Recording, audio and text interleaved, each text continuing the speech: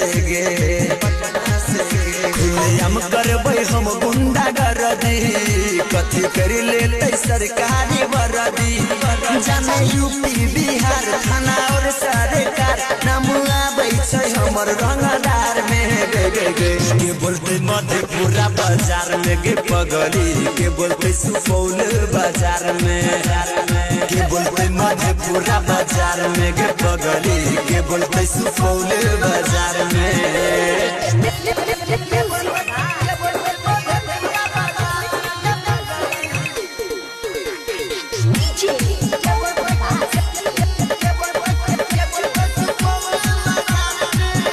डर के कोई बोले नहीं छे डर के सिर जेना घूमै छियै अकेला में गे सब नेता विधायक कहै खलनायक नाम चलै छै 38 जिला में गे सब रहै छै डर के कोई बोले नहीं छे डर के सिर